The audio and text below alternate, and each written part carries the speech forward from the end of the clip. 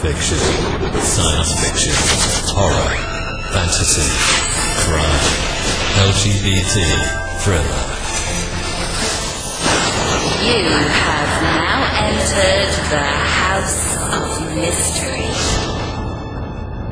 with your hosts, Eric Shapiro, David North Martino, John Copenhaver, and Al Warren. Heard on KCBQ 106.5 FM Los Angeles, 102.3 FM Riverside, and 105.0 AM Palm Springs. Welcome back into the House of Mystery. I'm Al Warren, and I got Mr. Gavin Stone. Hello, glad to be back.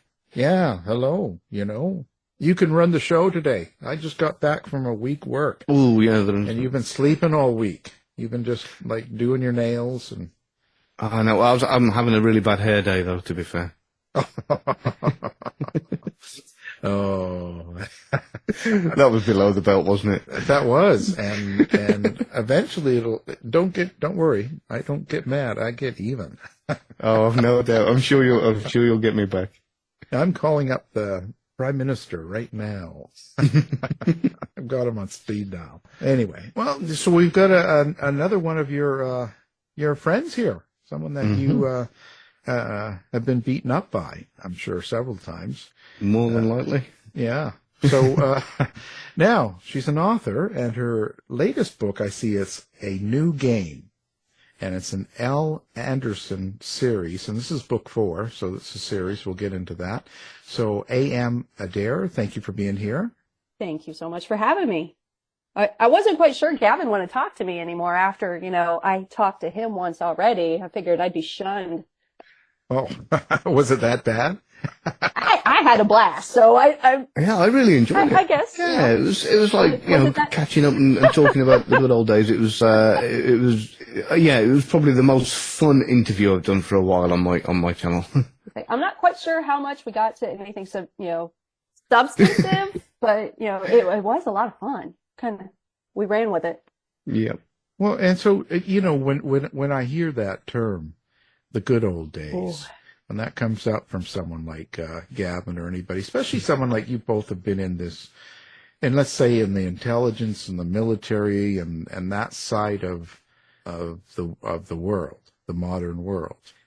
Do you think there is a good old days in reality, or is it just it's just always the same? It just the players change, but we always have struggles.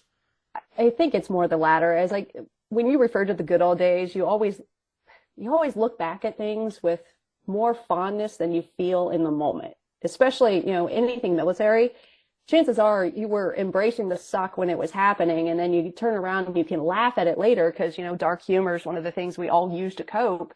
And so it becomes almost nostalgic, and it seems so much more enjoyable in hindsight than it was when you were actually going through it. What do you think, in general, the public understands about, intelligence communities, like anywhere from CIA to MI6 to any of these groups out there, and even military intelligence and counterintelligence and all this stuff.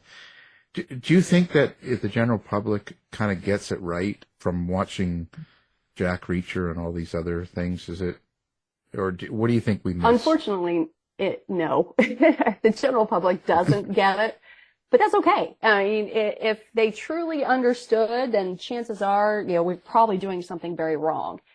There's this great meme that went around for the longest time that had all these different pictures on it. It had somebody all kitted up, looking super cool, saying, what Hollywood thinks intelligence does, and then there was another part of it that showed somebody like a complete nerd, like full on, like glasses with a tape in the middle, the pocket protector, typing away on a computer is like, and it says, what the general public thinks that, we do. And then at the end, it gets to like somebody sitting down with a PowerPoint presentation and said what we actually do. So it depends on who you're talking to in the moment with what they think intelligence is. And truth be told, I think Hollywood actually does us a favor by making us seem so grandiose. It's a little bit of a punch in the gut anytime there's an intelligence failure and there's the backlash. But at the same time, the bad guys think that we can do all these grandiose things, and that's advantage us. Right. Well, you know, I thought Gavin for the first long time was really, you know, Jack Reacher. Wait, he's not? You know, yeah, I know. He tells everyone he is. And he shows damn, me, now I'm he showed me disappointed. pictures. Yeah, and the pictures he puts up on Zoom in different places, he just, it's just my young sniveling little cousin, and I'm really this, and so I always thought he was like this big, huge machismo man, you know, and I don't know what to think now. No, I'm a big wimp. And that's the best part about, you know, being in the intel community is because you really never know. You never know who the real intel collector is. And that's the best place, you know, to be that, you know, gray man, and not necessarily like Mark Greeny's gray man where you're an assassin out, you know, killing everybody, which would be super cool. But, you know, being the person that kind of disappears into the background that you would never look at twice. But how do you write, when you're writing stories around characters like this, how can you not make them like they are in general in Hollywood and books and stuff? Like they're all kind of, you know, superstars in a way, right? You know, they can kill a whole troop in 5 minutes and not get a scratch, you know, and they look perfect and great boots and they have everything, right? They just, you know, they perfect have, hair, you know, yes. they have everything, even right down to Queen Latifah walks in a room with 10 guys. 5 minutes later, she walks out cleaning her teeth with her toothpick and everybody's dead, right? So it's like, and her hair's not even out of place. So with all of that, there's the real world conspiracy that you intelligence officers are doing all sorts of evil things to us. You know what I mean? Like there's a real conspiracy, and it really came out during COVID. Like, oh, it's the CIA's in it, or every time there's political corruption without getting into any parties, it's always, oh, the CIA did that. Or the terrorist attack in Moscow recently. Oh, it's the CIA, obviously. Well, right? I think it's because anything you don't understand or you don't have a full, you don't have a grasp of, it's very easy to make it an all-knowing, all-seeing bad guy. You know, that's what all conspiracies thrive on, is the unknown and taking things that you fear and giving yourself a convenient answer for it. And, you know, I really wish I could be that nefarious and that much of a bad guy. But like you just heard, my maniacal laughter is just terrible. I was like, my supervillain status was pretty low, especially because I'm allergic to cats. So I can't do like the turn around, petting the cat thing, you know. Very James Bond supervillain. So that's where it's all going wrong. You need the cat. I know, because you can't do it with a puppy. It just takes away all your bad guy wasta if you use a puppy. But I do think it's just because we want to believe that there's something like somebody Machiavellian pulling the strings, and it's easier to kind of grasp when things don't go the way that we anticipate they should, if there's a villain behind it. And so somebody like the CIA, you know, is an easy scapegoat because they're so secretive, even on things they don't need to be secretive about. So it makes them a convenient punching bag. Well, and so are you continuing that style of writing in your books? Not intentionally, I would say. It's like, it's fiction. I am writing fiction. Now, it is informed by reality, and I like to make it have all those notes that make it feel real and genuine and like it's something that could actually happen. But then at the end of the day, it is fiction, and it's meant for entertainment. So there's going to be grandiose moments, but that's why I write fiction and not nonfiction. If we wrote exactly what happens on an intelligence operation at any given time, people would stop turning pages after like page 3. Like it'd be so dry and so boring. It's like all intelligence operations tend to be like 75% admin and like report writing or reading, and like 25% cool guy stuff. So that doesn't make for a good novel. So if you're going to write something that's meant for entertainment, you got to kind of flip the script a bit. Right.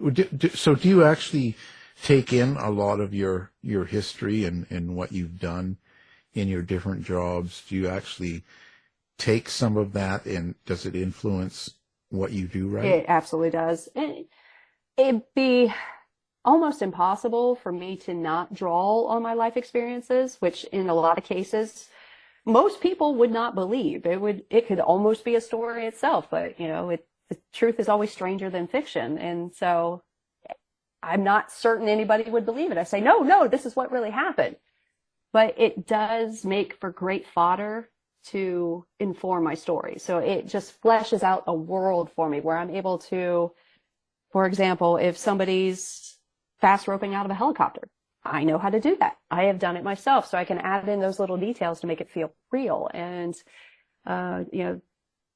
how to put together an intelligence package, how to do an interrogation, like all of those types of things, I can draw real world experience from and put it into a fictional story.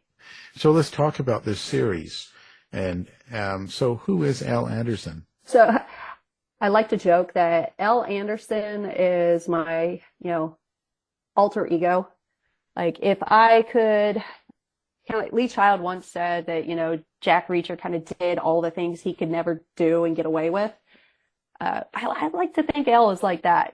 She's somebody like in those what if scenarios, like what if, I was not hampered by the same morals, ethics, and rules as I was, what could have been. And so that kind of became the genesis for the character, which also makes it a lot of fun to write. So every time I think, Right. What? I would really like to punch that person in the face.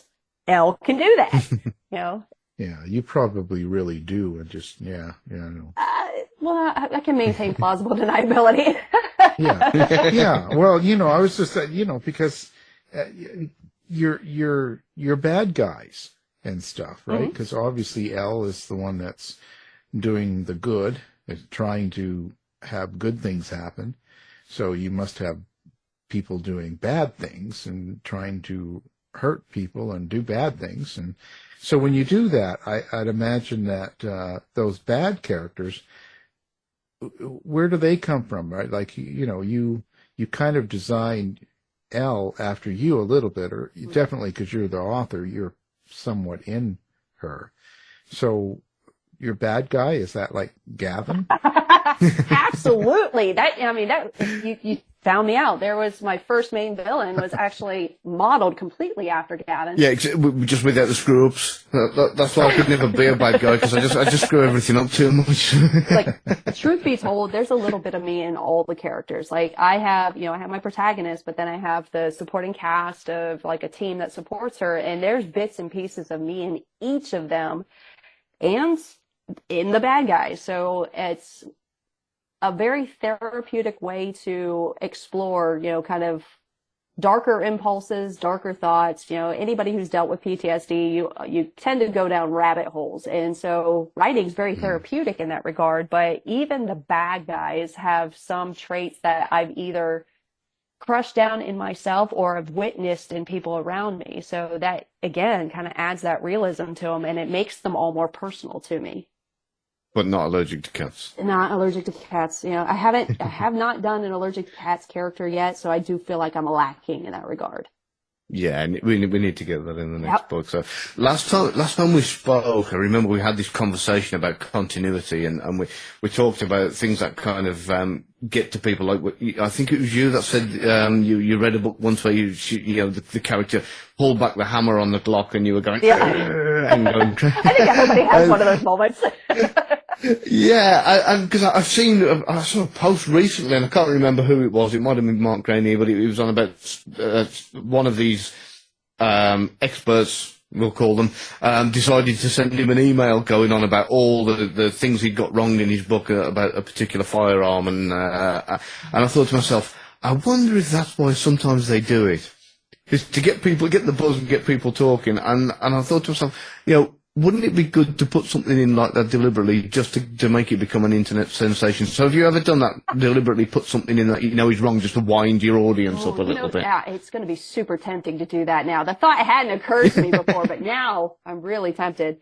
I I think thriller authors might have this more than anybody else, and I think it's just because we have so many toys in our stories, especially when it comes to firearms and it comes to tech. There are people who are like rabid fans about the details and getting the nomenclature right and all the specifics. So, like Mark Greeny's got some great stories. Like like a decimal point got moved during copy edit. It wasn't even something he even wrote, but he still gets emails from it like a decade later.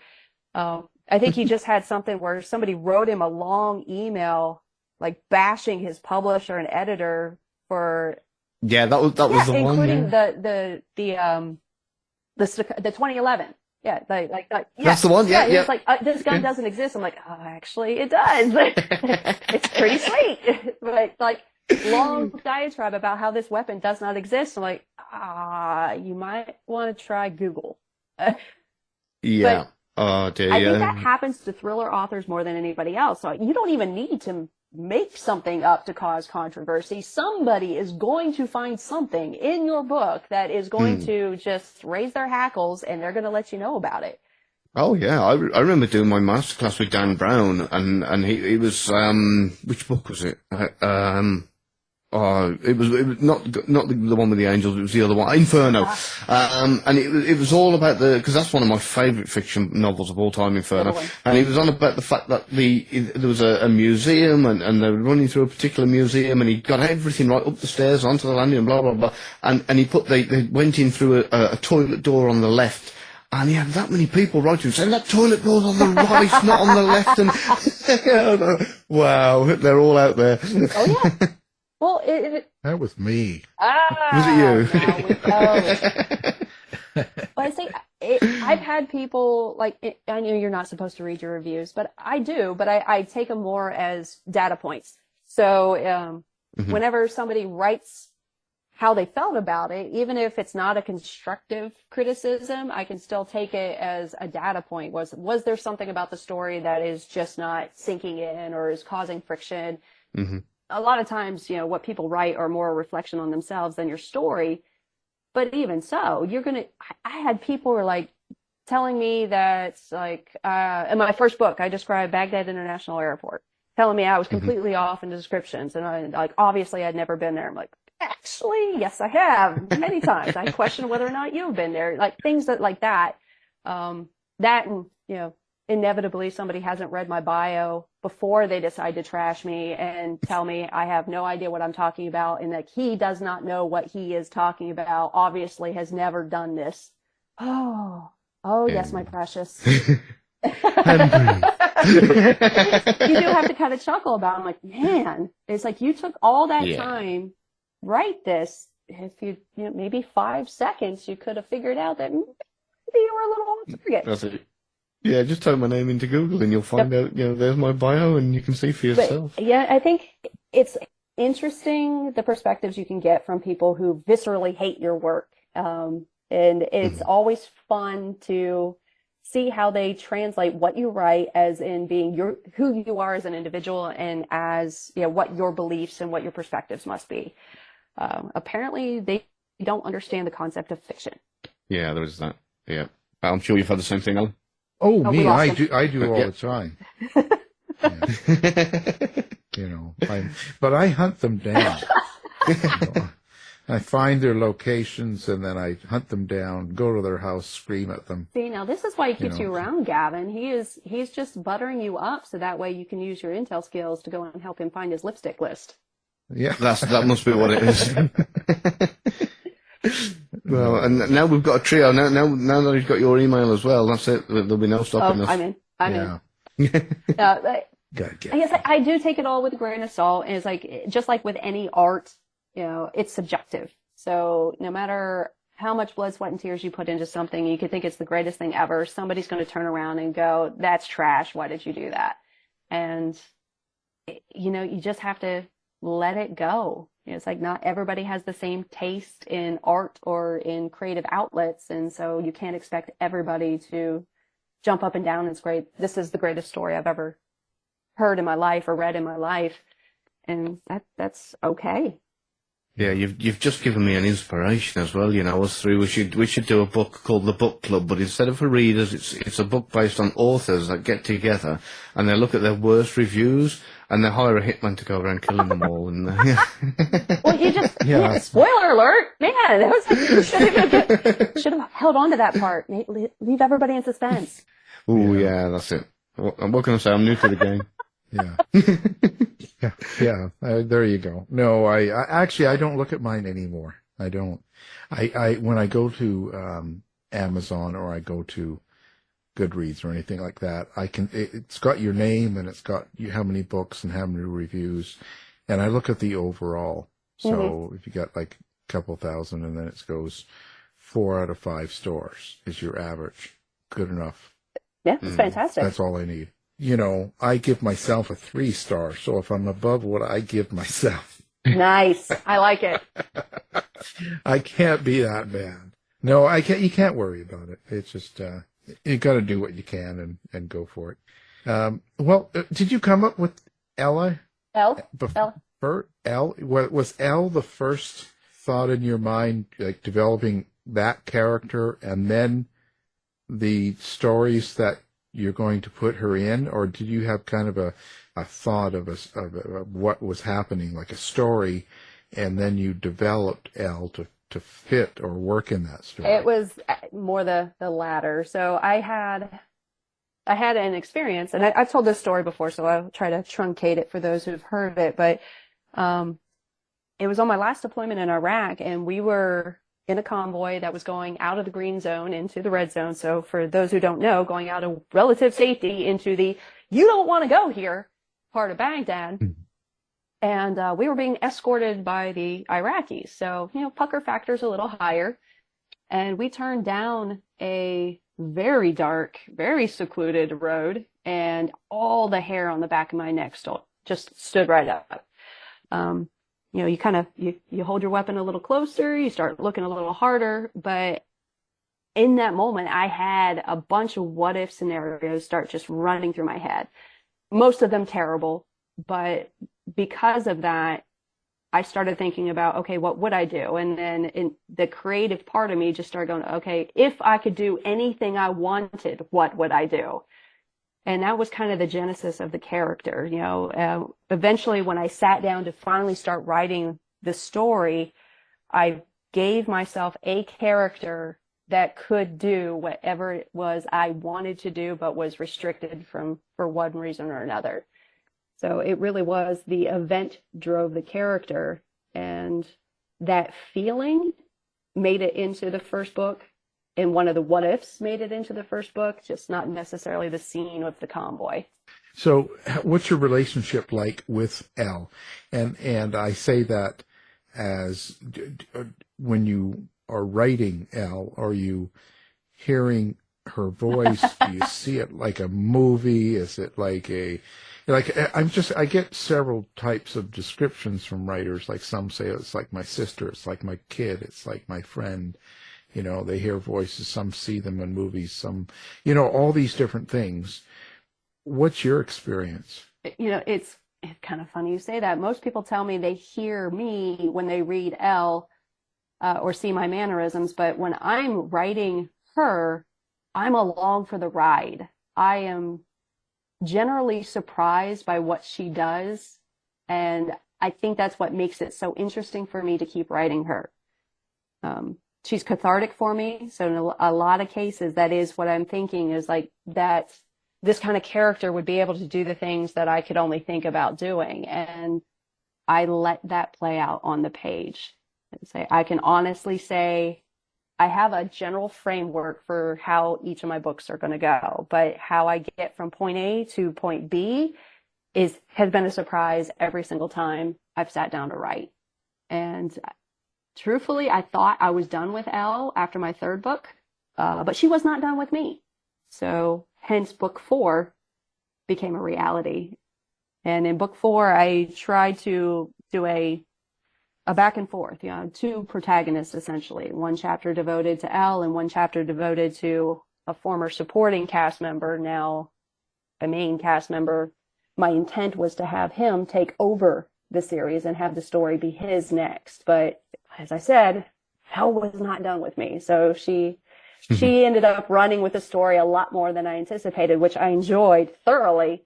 It was a surprise how it all turned out. So these stories that you're putting her through, is it modern day stories happening today in this date, or is it past tense? Yes, it's modern. So obviously when I started my first book, it was a few years ago. But I've been writing in present day with each iteration.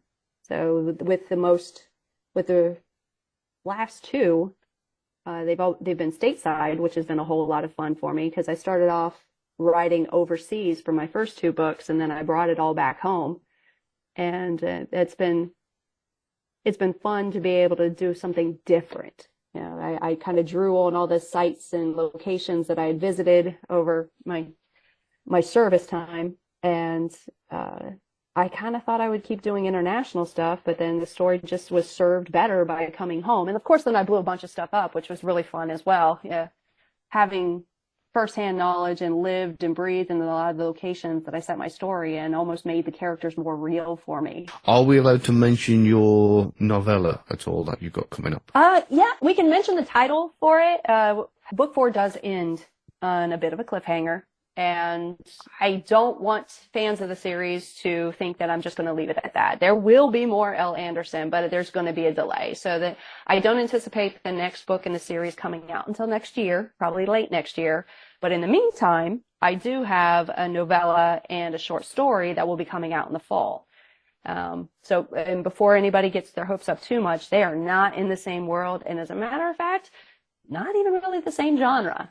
My novella is a psychological thriller, and my short story, brace for it, is actually horror suspense.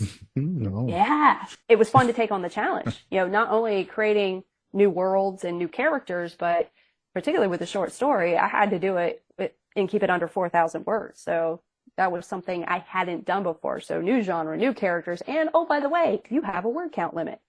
Good luck.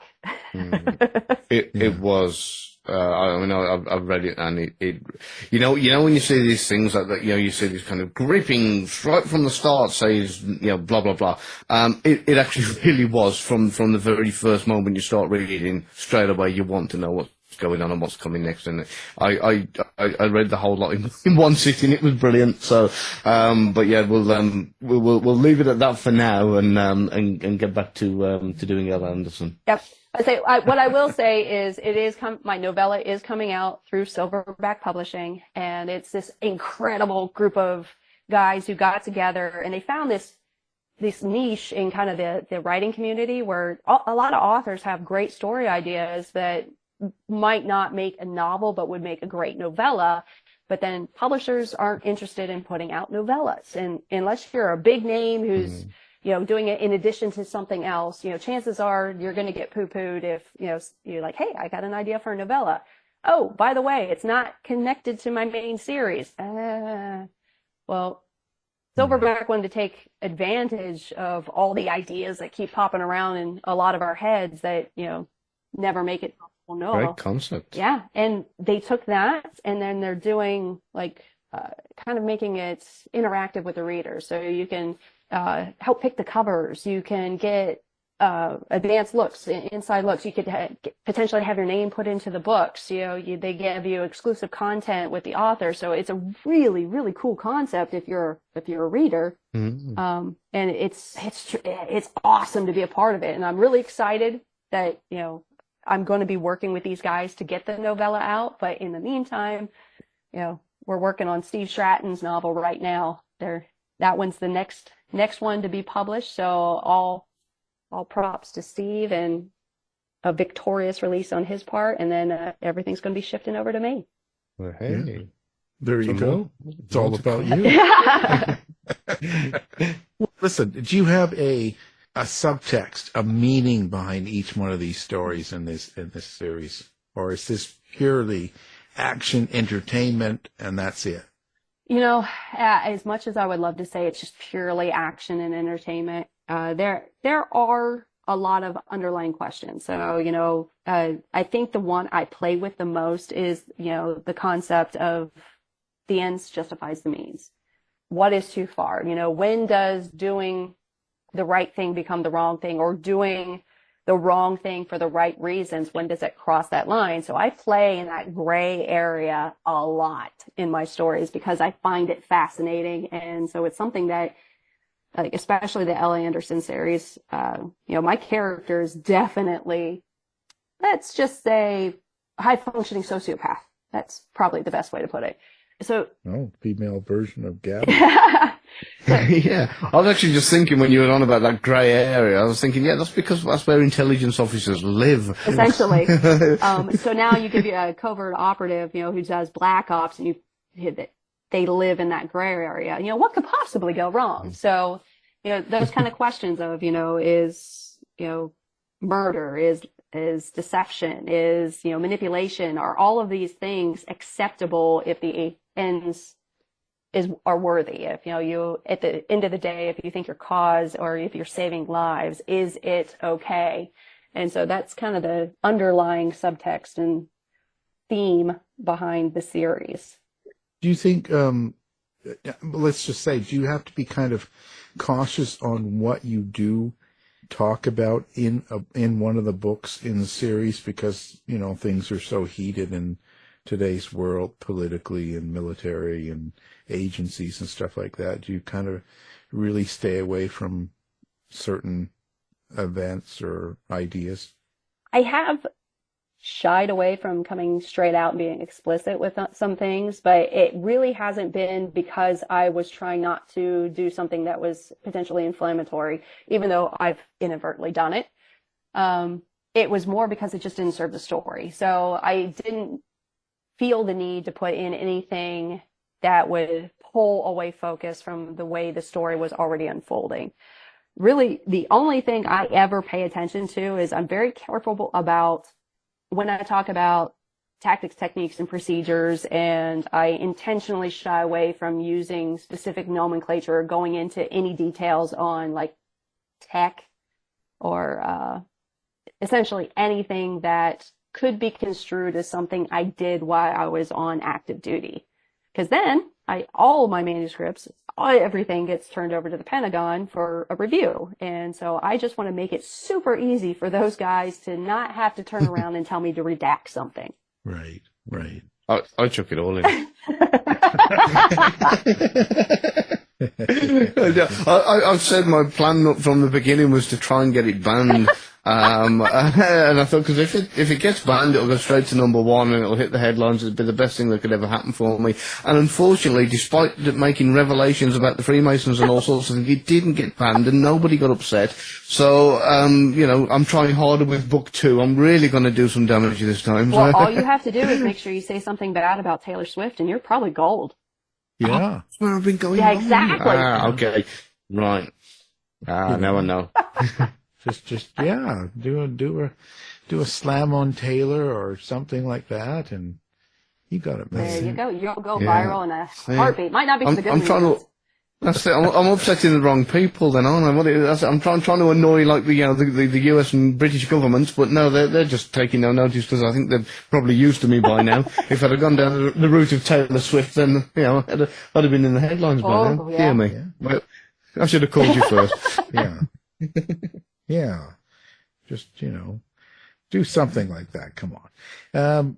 Listen, so who have you killed that in your books? Ooh. This feels like one of those plausible deniability moments. No, listen, we want names and phone numbers. We're going to get them on the other line and we're going to have a conversation about it. Why you felt the need to have them terminated in such a bad way in your book. Oh, yeah. I think this way it keeps me out of legal jeopardy if I just say, you know what, it's entirely made up.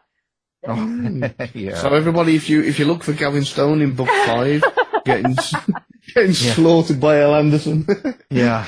I have had the people that meet their demise may have been influenced by, people who have been in my life. It's like, I think it was Josh Hood who said it, that he was out at the store and somebody was just being a complete jerk to, like, the person behind the counter. I think he was getting donuts or something like that.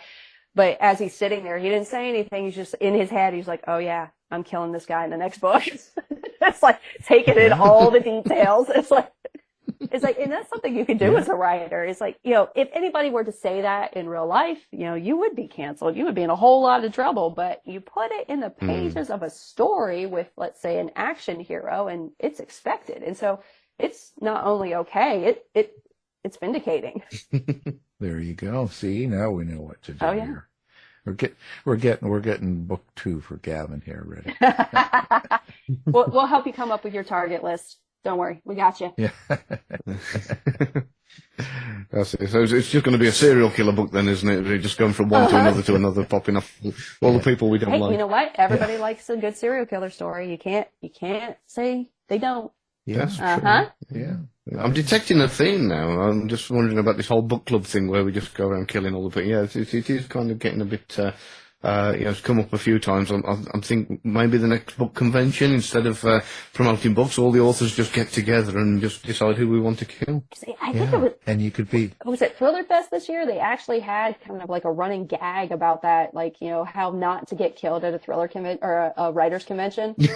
Because you think about it, between mystery writers and thriller writers, they probably researched about every way you could probably kill somebody and get away with it. So, I mean, if the FBI is listening right now, I swear it was research. Yeah, of course. But yeah, it is a fun idea, and I'm certain somebody's kind of played with it a little bit, but I don't know if that might be a good anthology. How would you take out your competition at a conference? So you're going to have them all be very British, where they all have a deck of cards and they all get one card in there, and the jack and the king, or the ace is the person that has to do the murder, and whoever gets like the jack is the one that gets killed or something. Oh, that could be fun. And everyone draws and nobody knows who's doing what. That could be a fun game. Yeah, that'd be interesting, Anyway, These types of things have always been things that have fascinated me, though. So I guess, we're all probably in the same kind of club where we really enjoy things that not only pique your interest, but, get your adrenaline pumping. So, thrillers were a natural fit for me. Yeah. I mean, yeah, I like to go meet killers and write their stories. There you go. And ask them how they did it, and they tell me. So are you just compiling this to build a how-to manual, are you? That's what it is. Yeah. Yeah, the for dummies section. You're going to be qualified to write the murder for dummies. You get these manuals that teach you how to plumbing for dummies and roofing for dummies, gardening for dummies. Yeah, Alan's going to be doing a kind of murder for dummies book, I reckon, in the next couple of years. Well, yeah, it's needed. I mean, Is it going to have pop-ups? it's important. Well, of That would be course, great. we want to have some fun while we do it, right? And and there will be a little board game for the first 100 buyers, and you can play. It's like Monopoly. You go around and you off people in different places and locations and see if you can get away with it. I'm liking where this is going. Yeah, very creative. Do not pass go back to jail. Oh, Yeah, You've been caught. you've been caught. Yeah.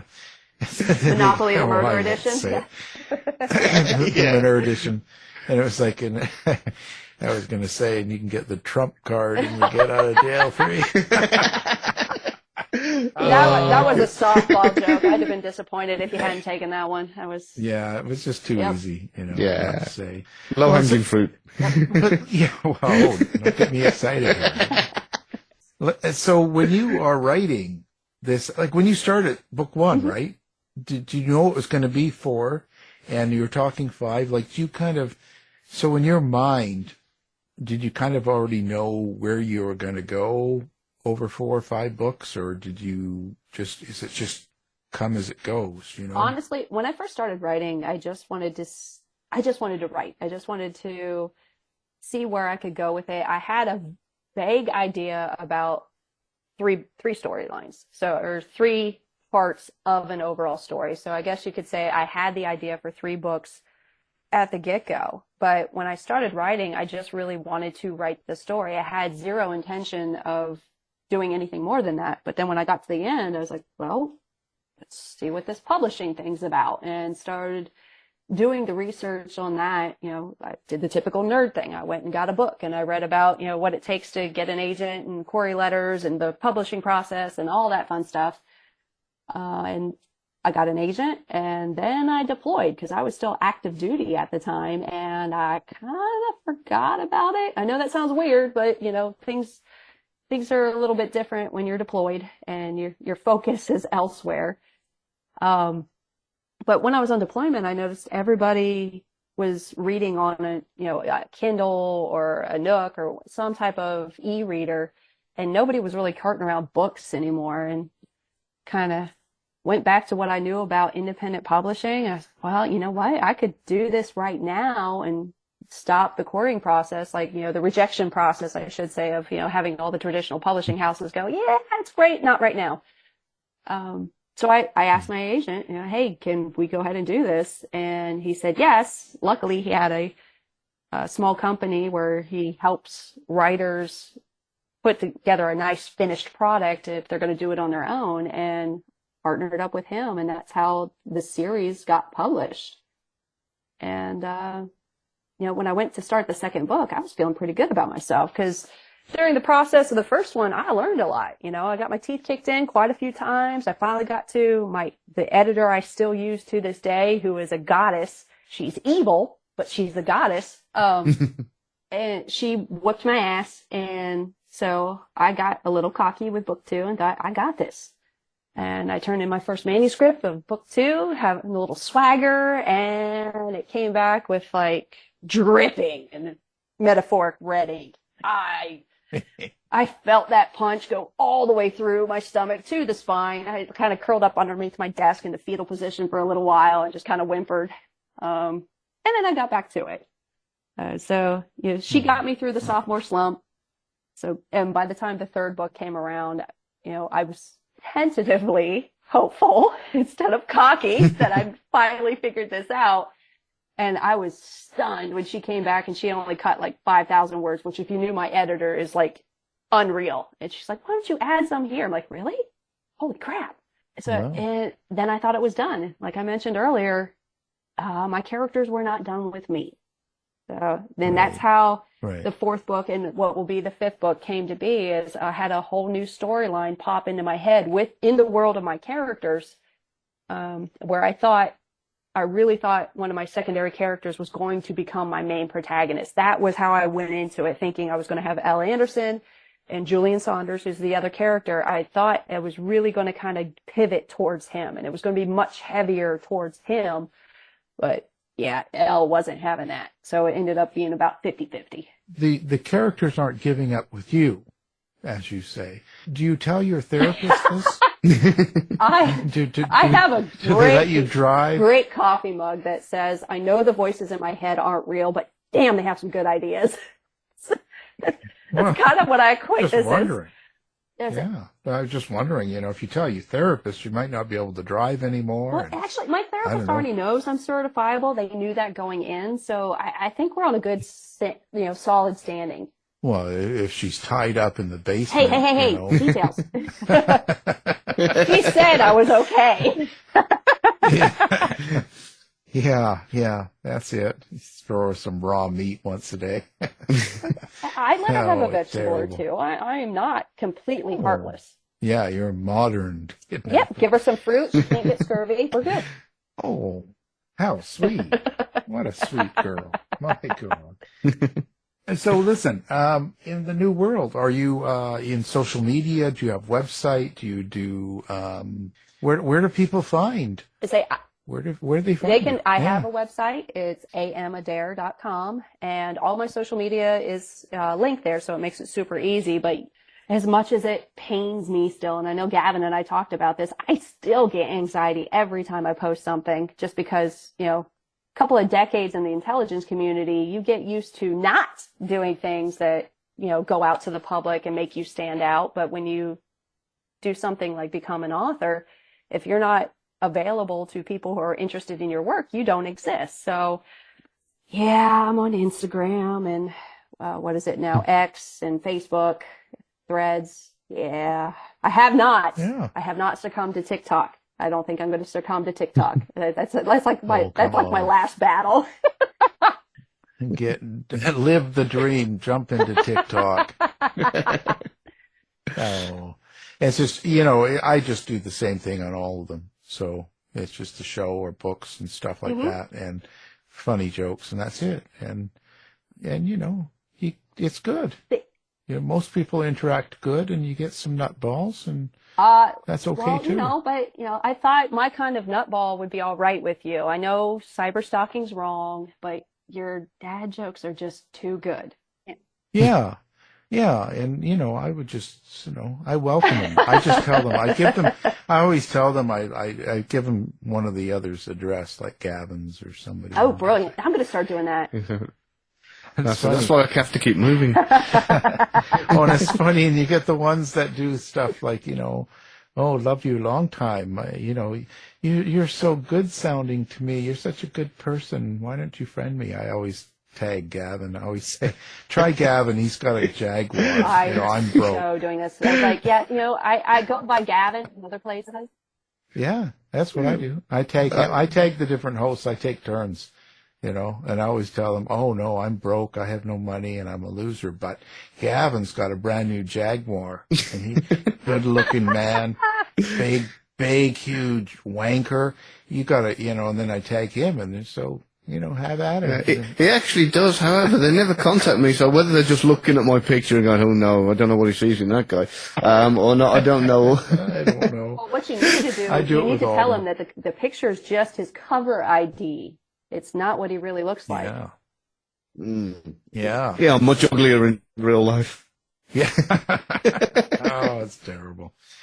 Terrible stuff. Well, we'll have all of your good stuff, your information, the book, website, everything up on ours. People can find it, one click, and be taken into the world of Elle Anderson. Ooh. So, our guest, the writer of these 4 books, A.M. Adair. Thank you for being here. Thank you so much for having me, gents. This has been fun. This has been a production of the House of Mystery Radio Show. To find out more about our show, guests, or hosts, go to our website at houseofmysteryradio.com.